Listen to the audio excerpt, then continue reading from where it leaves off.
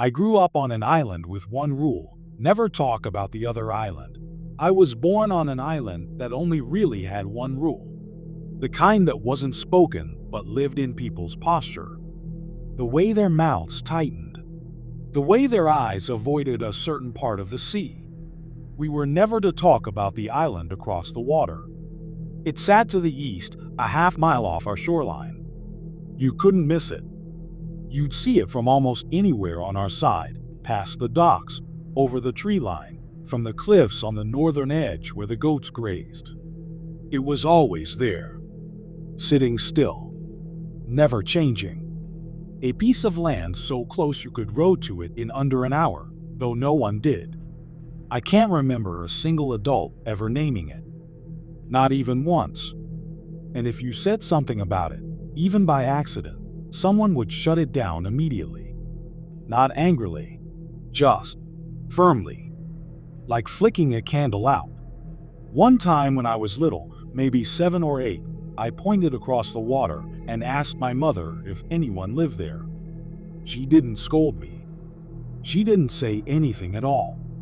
She just took my hand and led me inside, like I'd asked where babies come from or what happens when you die. That kind of silence. Another time, I asked my grandfather if he'd ever been. He was cleaning fish out by the shed. He paused just a second too long before saying, "No," then added, "Never ask about it again." And that was that. It wasn't forbidden in the way dangerous things are forbidden. It was deeper. Like the island didn't want to be spoken of. And the people here had agreed to let it be. Our island wasn't big. You could walk across it in a few hours if you didn't stop. There was the village near the western bay, with its stone paths and wood-slatted houses, and the small church where we held market on Sundays. A few scattered farms, a fishing dock, and the old watchtower from before my time that no one used anymore. It was quiet, steady, the kind of place where every door creaked the same way, and you knew who'd passed by just from the sound of their cough. The trade boat came once a week, usually just before noon. We never saw where it came from. It always arrived from the mist. It brought flour, salt, oil, iron tools. Letters sometimes, though no one in my family ever got any. It left with barrels of fish and boxes of preserved vegetables. No one ever left with it. Only the trader ever boarded it. He'd pass down the rope to whoever helped him load and unload, but no one else ever crossed the rail. We were a closed loop. We grew up knowing our boundaries. The sea, the woods, the cliffs. And beyond all of that, the other island. Always watching. Always ignored. There were 5 of us who couldn't leave it alone. Me, Jonah, Sam, Eli, and Nathan. We were kids like any others, too much energy, not enough fear. We ran barefoot through the brush, built slingshots from driftwood, dared each other to knock on the widow's door. We spent hot days pretending to be soldiers and cold nights pretending we weren't scared of ghosts. We stole things, but nothing important: apples, candles, once a bottle of wine we didn't even like. We were just loud, restless boys. Jonah was the biggest. Tall for his age, shoulders already starting to widen like his father's. He didn't talk much, but when he did, people listened. Sam was the quickest, always first to climb something, first to run, first to joke about things that made the rest of us squirm. Eli was quiet and careful, and always the one who asked, "What if?" before we did something dumb. Nathan was clever, sometimes too clever. He'd make up lies so good, we believed them even after he admitted they weren't true. And then there was me. I don't know what I was in that group. I guess I was the one who remembered, the one who carried it longest. We never said it out loud, but we all watched the island. From the rocks by the southern cliff. From the upper fields when the wind cleared the trees. From the shore when we were supposed to be fishing but spent more time staring at the horizon. We'd talk about it only when we were sure no one else was listening. Maybe it's a ruin, Eli once said. Like, people used to live there, but something happened. Sam snorted. What? Like ghosts? Maybe it's where the trader comes from, I offered. He never says. Jonah said nothing, just stared into the distance. We didn't speak of it often, and when we did, it was always with that half-serious tone kids use when they're testing how far they can push something without making it real. But over time, the idea started to settle. Not in our mouths, but in our bones.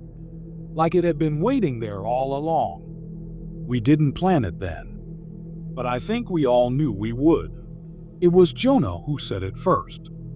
We were behind the storehouse, the 5 of us perched on a broken cart that sank slightly in the middle, chewing through whatever scraps we'd stolen from our kitchens, salted fish, hard bread, half-rotted apples that still had enough sweetness left in them to be worth the trouble.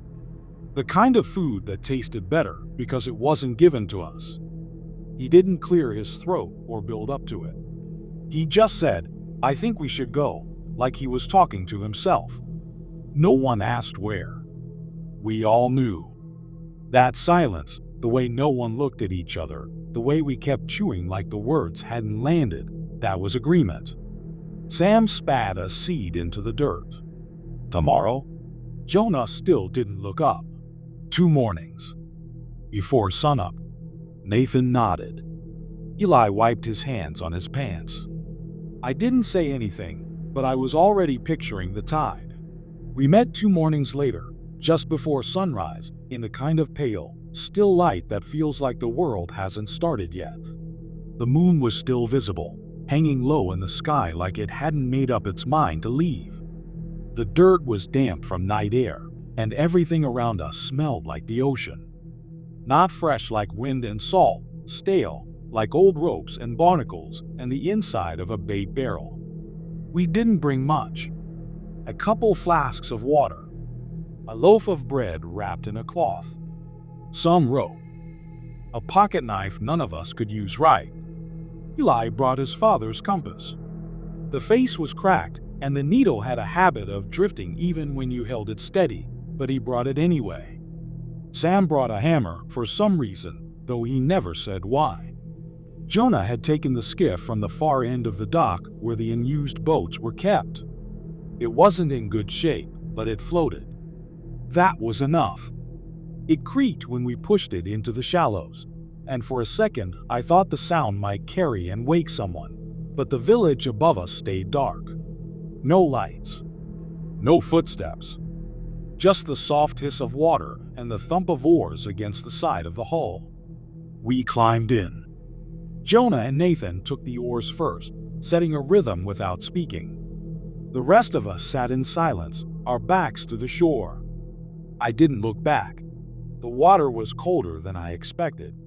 Not freezing, but deep cold like it came from underneath something. There wasn't much wind, just a faint breeze that moved in slow, irregular pulses. It brushed the surface of the sea in places. I watched the light from the sky ripple and disappear beneath the oars as we moved. As we got farther out, the shape of the island came into view, slowly, like it was pushing through fog we hadn't noticed before. I'd seen it all my life, but only from shore. Now, from the water, it felt different. Bigger. Heavier. The trees formed a jagged silhouette against the sky, and the hills behind them looked like sleeping animals just starting to stir. The closer we got, the more it felt familiar. The shape of the coastline. The slope of the land. It was like rowing toward a memory, one you couldn't fully place until you were inside it.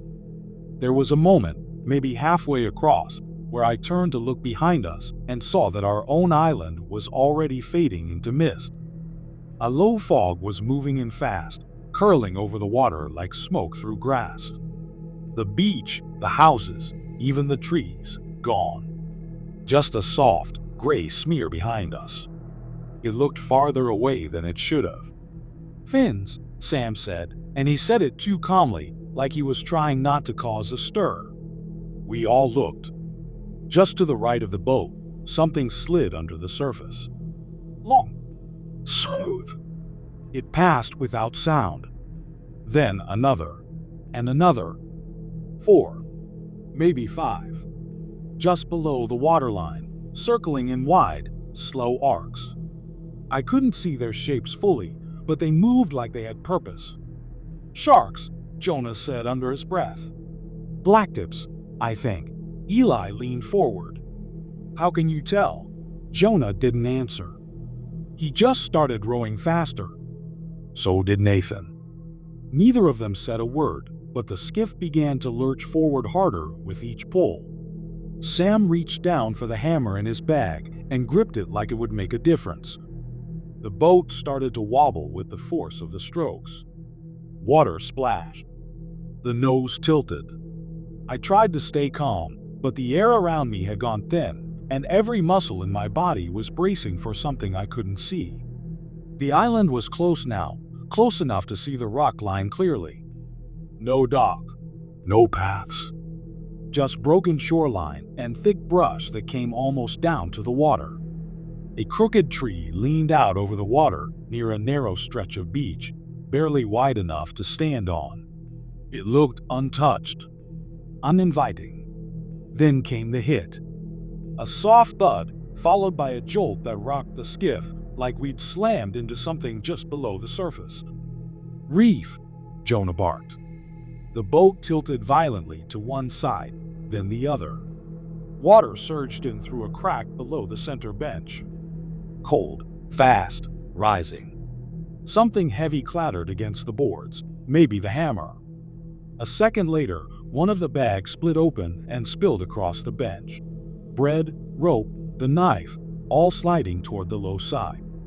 Ow! Someone yelled. We didn't argue. We moved. The skiff was already sinking under us, one side dipping hard. I kicked off the bench and dove, not even sure if I was jumping or falling. Water swallowed me to the neck. The cold hit like a punch, and my breath locked up in my chest. Behind me, splashing, gasping, limbs crashing into water. I could hear it all, but didn't look back. The current fought harder than I expected. My arms were sluggish, my legs heavier than they should have been. I kicked toward shore, every breath shallow and burning. Something brushed past my foot, too fast to register, too soft to be a log. I didn't stop. The distance couldn't have been more than 30 yards, but it felt like swimming through glass. The kind that keeps pulling you down instead of letting you break through. When my fingers finally hit rock, I hauled myself forward so fast I scraped both elbows raw. I didn't care. I just wanted to be out. One by one, the others crashed onto the beach behind me. Crawling, dragging, coughing up seawater. The skiff was already gone, either swallowed by the reef or drifting, half-flooded, back into the mist. None of us had our bags. No compass. No food. No knife. The hammer was probably at the bottom of the sea by now. Everything we packed was gone. We stood there, shivering, dripping, catching our breath. One by one, we looked at each other, counting. 5 of us. No one missing. No one hurt, at least not badly. Then we looked around. It took a few seconds before anyone spoke. This is the same place, Sam said, slower this time. It's the same beach. It almost looked like it. Same crooked tree leaning out over the water like it was eavesdropping. Same cluster of black rocks jutting up along the curve of the cove. The same soft slope leading into the tree line beyond. Even the shape of the shoreline felt familiar, like we'd looped through time instead of space. Jonah turned in a full circle, scanning the trees and the shore and then the water again. We didn't go anywhere, he said. His voice didn't sound angry. It sounded resigned. Eli was squinting at the ocean, his face tight. We rowed across. We saw the island. We left.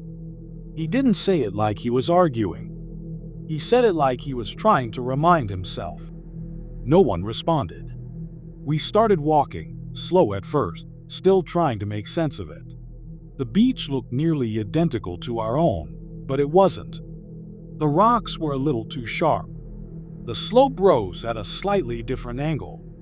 The tree line was thinner, the color of the grass not quite right. Close enough to confuse us. Different enough to keep us on edge.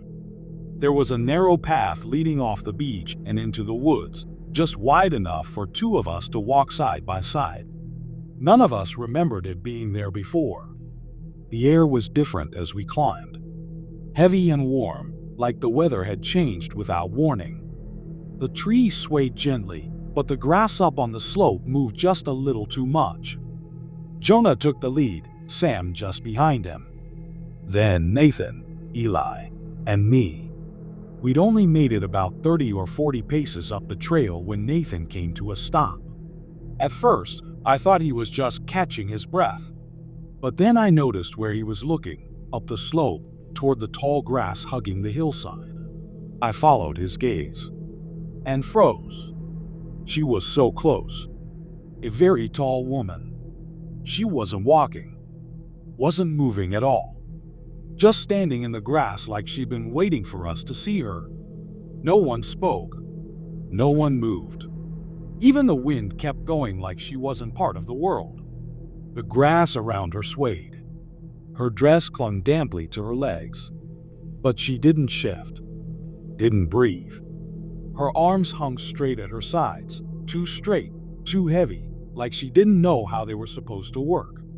She stood maybe 10 yards uphill, close enough to see the wrongness in how she carried herself. Her posture looked almost human, like a figure drawn from memory by someone who'd never actually seen one. That's when I realized what had hooked in my brain. Everything around her moved, but she didn't. Not even a twitch. "Do you see her?" Ellie's voice was low, tight. Like he wasn't sure if he was talking to us or himself. Of course we saw her. None of us had looked away. It felt like blinking might break some invisible barrier and make her come closer. Then she smiled. I didn't understand why it made my stomach twist at first. It wasn't exaggerated. It wasn't monstrous. It was subtle. Just wrong. Her mouth stretched into what should have been a smile, but the shape was off. The corners bent down instead of up, like someone had tried to mimic it from memory and gotten the geometry wrong. But the rest of her face, the parts that move when you smile, those were perfect. The cheeks lifted. The skin around her eyes crinkled. That mismatch was worse than anything else. Her eyes were kind. Genuinely kind. Not cold, not distant. She looked at us the way a mother looks at her children. There was warmth in her expression, and it made my skin crawl in a way I still can't explain. I can tell you this.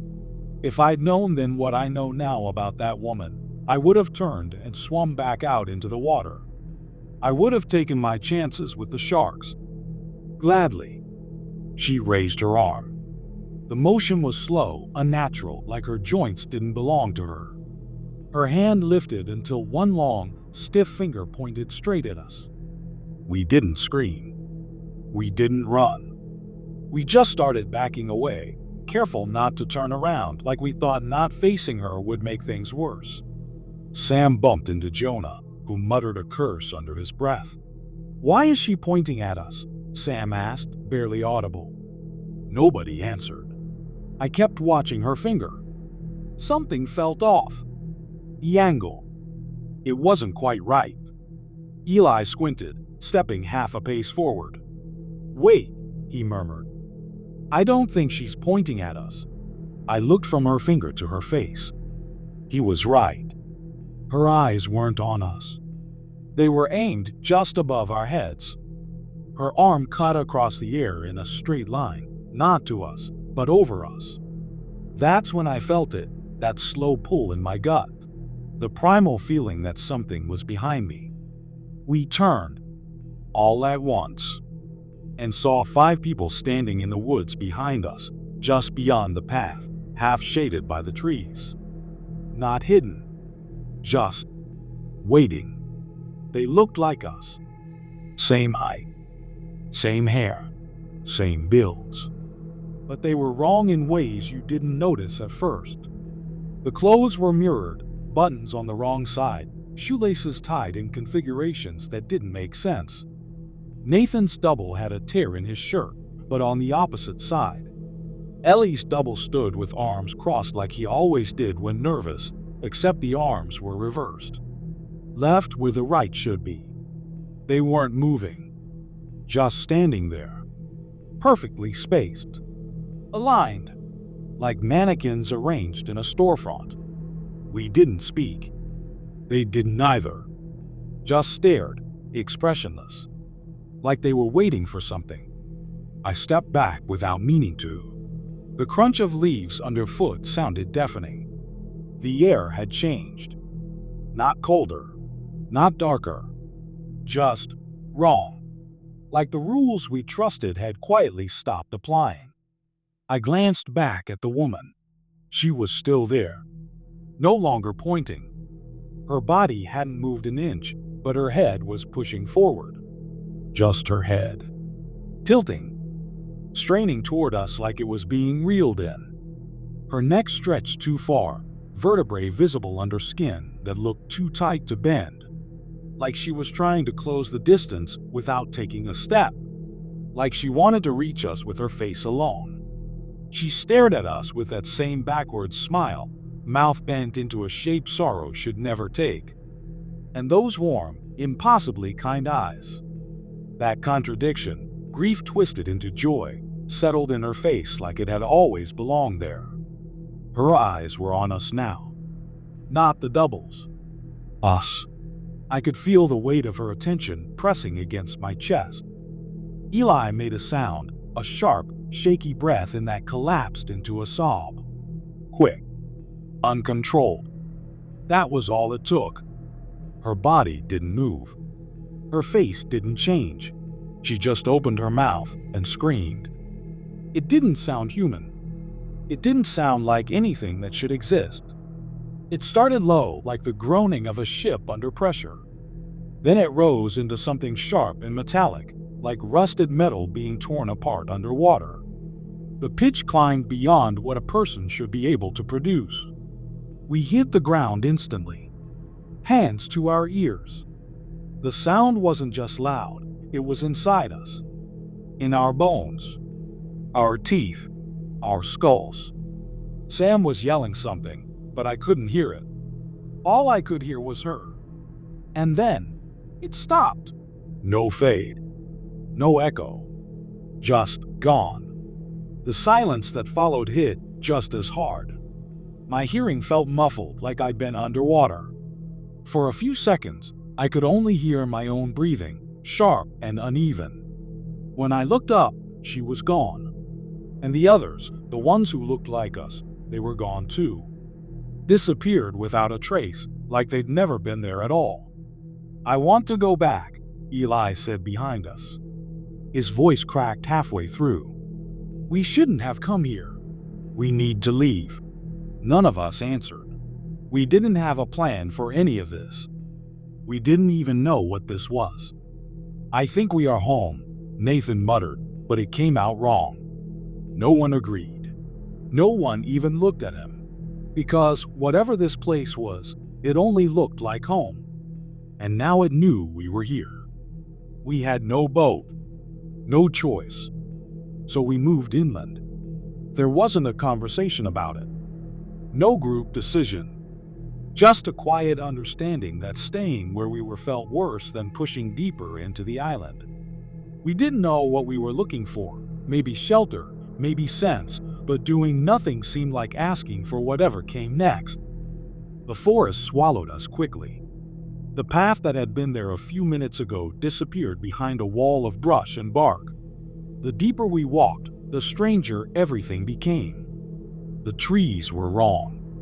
Not in obvious ways, nothing that would scream out to someone who'd just arrived, but we knew trees. We'd grown up climbing them, chopping them, counting the rings of ones that had fallen in storms. And these felt like copies. Imitations. like something had tried to recreate them from memory and missed the proportions. Too many knobs.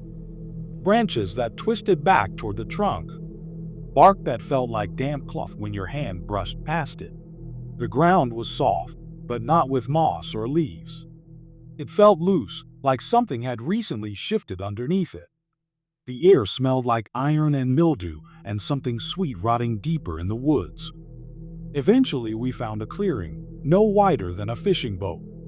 A fallen tree split it down the middle, half uprooted, with thick green moss crawling along its trunk like veins. Jonah sat down on it, hands on his knees, his face pale. "What the hell was that?" he asked. No one had an answer. Sam was pacing again, running a hand through his hair over and over. Eli stood with his back to a tree, eyes scanning the brush as if he expected the woman, or something else, to step through it at any moment. That's when we heard it, a click. Soft. Mechanical. Out of place. Not a branch snapping or the wind shifting, but the distinct sound of a latch lifting. A door opening somewhere ahead of us in the woods.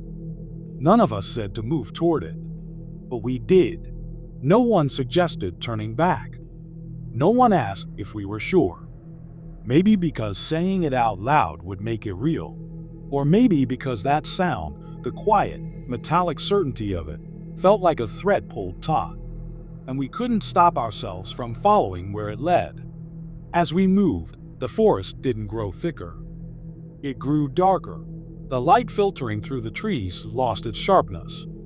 Not just shade, like the sunlight itself had started to dim before it reached the branches. The air pressed in again. Not sharp, like on the beach, heavier. Like something watching had started to breathe. Eventually, the trees broke into another clearing. The grass here was shorter, yellowed and dry, crunching underfoot. And in the middle of it stood a house. None of us spoke at first. It wasn't broken down or ruined, just old. Weathered boards, sun-faded paint. A small porch sloped slightly to one side, and the roof looked like it had sagged a little in the middle, like something heavy had once sat on it. It looked like the kind of house someone might still live in. We approached slowly. Cautious, not curious. Something about it made our steps slow down without us talking about it. I kept scanning the windows, half expecting someone to be standing just behind them, watching. Nathan stopped before the others did. He tilted his head slightly, then pointed to the corner of the porch. "My dad made a post like that," he said quietly. "What do you mean?" I asked. He didn't answer right away. He walked a few steps closer, squinting at the frame around the door. Then to the woodwork under the windows. "It's like our house," he said. "It's not the same, but it's close." He stepped up onto the porch. We followed, hesitant. None of us wanted to be near the place, but no one wanted to let Nathan go alone either. The door was already cracked open, just a few inches. Nathan hesitated anyway, like something might still reach out and shut it. Nothing did. So he pushed it open the rest of the way. The smell hit first. Just stale air and old wood. Like a room that hadn't been opened in too long. The kind of place where dust doesn't float, it just settles into the walls. It looked small from the outside, but the inside felt deeper. Bigger than it should have been. Like the walls had stretched just enough to be wrong. Inside, the light was dim and orange tinted, like it was filtering through the wrong kind of glass. The hallway was narrow. A coat rack on one side. Faint scuff marks on the floor. A chair in the corner that looked familiar, though I couldn't say why. Nathan stepped in first. We followed, slow. Nathan was quiet. He was looking at the photographs on the wall. They were of his family. His parents. His sister. Him. But everything was reversed. His dad's watch was on the wrong wrist. His sister's birthmark had switched sides. The smiles looked normal at first, until you stared too long, too symmetrical, too wide. To the right, a doorway led into what looked like a living room, mirrored. On our island, Nathan's living room was to the left when you walked in. Here, it was flipped. Not just the layout. Everything. The furniture was the same kind. Not identical, but close. Same colors. Same wear patterns. A clock on the wall ticked just a half beat slower than it should have. The painting above the mantel showed a landscape we all recognized, except the river ran the wrong direction. "I want to go," Eli said behind me. His voice was barely there. None of us answered. We just kept looking. The room held us. Not physically, but in that way a nightmare does, where the air feels thick and stepping backward might wake something up. We weren't frozen. Just slow. Careful. Jonah was eyeing the bookshelf. Eli hovered near the fireplace. I stood by the wall, watching the second hand on the clock stutter with each tick. Sam moved toward the painting above the mantel, staring at it like he expected it to blink. No one talked. We were all too deep in it, scanning corners, studying the little wrong details, trying to figure out what this place was. Then Sam turned, brow furrowed. "Where's Nathan?" Every head snapped around. He wasn't there. He hadn't made a sound. No footsteps. No door creak. He'd vanished like air. We searched the house fast, calling his name, moving from room to room in a rush that didn't feel loud, just clumsy. Like our panic didn't want to make noise but couldn't help it. There weren't many places he could have gone. The hallway led to a small kitchen, a stairwell, and a narrow back room with a locked door. Jonah tried the handle and found it wouldn't budge. No light under the crack. No sound from inside. Sam ran up the stairs two at a time, Eli and I close behind. They creaked under us like normal stairs, nothing theatrical, nothing dramatic, but every groan from the wood felt too sharp, like the house was responding. There were 2 bedrooms upstairs. One was empty, bare except for a bed frame and a window nailed shut. The second had a dresser, a mirror with a cracked corner, and more photographs. A different version of Nathan's family.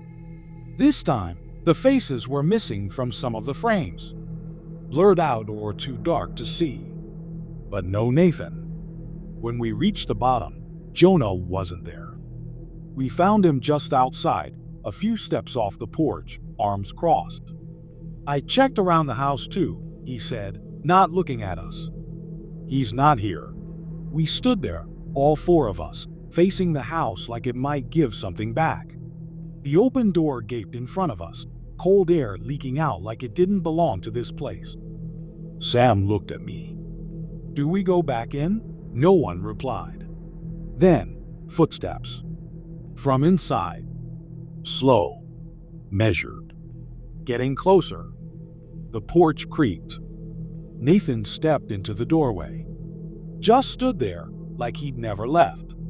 His face was blank. His shirt was damp. None of us spoke. No one moved. He stepped forward slowly, one hand brushing the frame like it grounded him. He looked rested.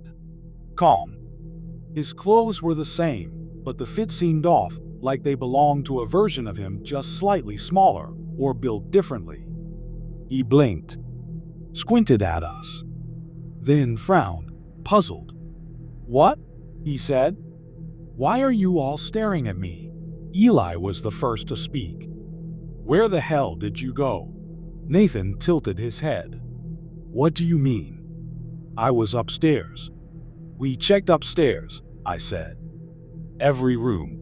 Nathan looked at each of us, one by one. His face was blank at first, but then something shifted, a flicker of a smile that came and went too fast. Not warm, just performed. "I saw you," he said. "Through the railing. You were in the hall. You just walked off." That didn't make sense. We'd torn through every room. He wasn't there. No one had seen him. and there was no way he could have missed the noise we made. I was watching his hands. Nathan always rubbed his thumb against his knuckle when he was nervous, a little tick, unconscious. This Nathan's hands were still, relaxed, at his sides. He stepped down from the porch. None of us moved. "Are we going?" he asked. Same voice, same face, but the rhythm was off by a beat. Too calm, too smooth. No one answered. We just stared, waiting for something to twitch wrong. I opened my mouth to say something, but I couldn't make the words form. Not the right ones, anyway. We just started moving, brisk, determined, not quite running, but no longer willing to stop. The sky was dimming fast, the woods deepening in color, and everything around us seemed to press in with a quiet that felt more like watching than stillness. Jonah walked up front. Sam stayed beside me. Eli and Nathan trailed behind us, a little slower, not too far back at first. We were almost to the beach when it hit us. A voice cracked open behind us, rasping, high-pitched, like a throat trying to speak for the first time and tearing itself apart in the process. There was the shape of a word, but the sound didn't know how to hold it. We froze. None of us looked back. "Run," Jonah said firmly. That was it. So we ran. Branches whipped our arms. Roots caught our feet. The path bent the wrong way more than once, and every tree looked like one we'd already passed. But we kept moving, pushing forward through the tightening forest until the trees finally broke open again, and we saw it, the dock, warped and crooked, half sunken at the far end. A boat was tied to it. Not the one we'd taken, but something older, narrower, still afloat. We stopped at the edge of the road right next to the boats and turned. I checked to make sure everyone was with us. Eli was not.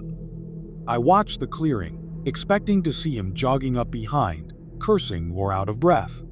But the bend in the path stayed empty. We waited. A few more seconds passed. Then we heard it. A scream, ragged and sharp, echoing through the trees like it didn't belong to a voice but something breaking. Not words, just pain. Jonah moved first. He stepped away from the boats, 1 foot toward the woods, and that's when she appeared. She walked slowly out from the bend of the clearing, circling into view. Cradled in her arms was Eli. He was still screaming. His body writhed, legs kicking, hands clawing at her shoulders. She didn't struggle. She didn't even seem to notice. Her arms were wrapped tightly around him, pulling him against her chest like a mother calming a child in the middle of a tantrum. Her face was fixed on us. Not Eli, not the forest, just us. Her eyes never left ours, like she wanted us to see everything. And we did. That same downward smile carved her mouth into a deep, strained curve. It looked like the expression had been sculpted into her face with wire, pulled tight and wrong. But her eyes told a different story, soft, glassy, full of warmth, like she was watching something beautiful unfold. As she held Eli tighter, her lips quivered slightly, as if the shape was difficult to maintain. Her cheeks twitched, like they couldn't decide whether to frown or laugh. She was trying to be gentle. She wanted us to know that. Eli was screaming, but it wasn't just fear. It was pain. Real pain. The kind that stops sounding human. His arms pushed against her shoulders, clawing, slapping, nothing that made a difference. His legs kicked out violently, his whole body thrashing like an animal in a snare. The heels of his boots barely scraped against the dirt as he was being held up. And still, she looked at us, like we were the ones she was holding. Sam made a sound, half a sob, half a curse, and stepped forward. Jonah grabbed his arm. "We can't," he whispered, his voice cracking. "We can't." But we all took a step anyway. I did. I felt my foot move before I meant it to, like something in me couldn't stand still and watch. Then Eli screamed again, louder this time, high and desperate, raw at the edges. The kind of sound that burns your throat even when you're not the one making it. He kept kicking, kept trying. She didn't flinch, didn't tighten her grip suddenly. It wasn't violence. It was pressure. Steady, controlled, like she was soothing him into silence, one bone at a time. His screams of agony unraveled into a choking, broken gasp, like even his voice was giving out. Then we heard it. Single crack. Subtle. Quiet. Like a thick branch snapping underfoot. Eli jerked once in her arms, then stopped moving. His head lolled against her shoulder. His arms dangled at his sides, empty of fight. She didn't stop smiling. She held him there, still watching us, her eyes locked onto ours like she wanted to see what we'd do next. Her fingers brushed his back in slow, meaningless circles, like she was soothing him to sleep. Jonah stepped backward first. Then Sam. I followed. I didn't even think, I just moved. The boat scraped against the rock as we pulled it into the water. Nathan hadn't spoken. I looked at him once, just once, and wished I hadn't. He wasn't crying, wasn't breathing hard. He was standing completely still, watching her. And there was something small and soft at the corner of his mouth. An attempted smile. Just enough to be seen. Just enough to be wrong. We climbed into the boat. Pushed off. No one looked back except me. She was still standing at the edge of the trees, Ellie's body limp against her chest. One arm wrapped around him like he was hers, and the other lifted slowly. She waved. We didn't speak on the water. None of us touched the oars at first. The tide pulled us gently, like the sea itself was too tired to fight. The sun had almost slipped beneath the horizon, casting everything in that strange, copper light that makes the world feel unreal, like you're seeing it through memory instead of your own eyes. Jonah finally took one oar, Sam the other. I sat in the middle, arms locked around my knees, staring at the ripple patterns trailing behind us. I don't remember when we lost sight of the mirrored island. I just remember the moment the real one came into view. The same island we left. Same houses. Same hills. Same docks. But we didn't come back whole. One of us was dead. And one of us came back wrong. There was a crowd at the shoreline. People from the village. Parents. A few older brothers. A grandmother with her arms folded tight. They weren't shouting or pacing or scanning the horizon. They just stood there, like they'd been waiting. The boat scraped against the sand. Hands reached out, my father, Sam's mother, Jonah's uncle. They helped us out without a word, their eyes flicking from face to face, counting. When they didn't find Eli, no one said it out loud. They just knew. His mother began to cry, quiet at first, then sharp and shuddering. His father stood behind her, unmoving, staring past us at the horizon like he was still hoping to see his son come into view. One of the older villagers, maybe the priest, maybe just someone who'd done this before, put a hand on her back and gently led her away. She didn't resist. She just let herself be led, walking like someone made of paper. Someone reached for Nathan and pulled him ashore, calm and deliberate. His mother rushed forward next, throwing her arms around him, clutching him so hard it looked painful. She was crying too, but it was different. Her hands twisted in the back of his shirt, but her face stayed tense, like she was trying to convince herself this was really him. Like she already knew she'd have to let go again. Nathan didn't hug her at first. He stood stiff for a second. Then slowly, he wrapped his arms around her. When she pulled back to look at him, something shifted in her face. Her hands stayed on his shoulders, but her fingers had gone stiff. Her eyes scanned him like she didn't recognize what she was holding. Nathan smiled. "You're holding me like I died." His voice was almost playful. Almost. He let out a small laugh, quiet, thin, like he wasn't sure if the joke had landed. It was too practiced. It started too fast and ended too late, hanging in the air like it didn't know when to stop.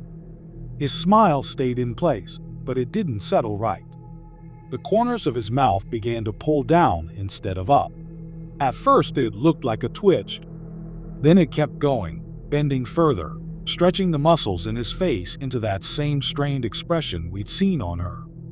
A smile that was trying to mimic joy, but failing at the geometry of it. His eyes didn't match it.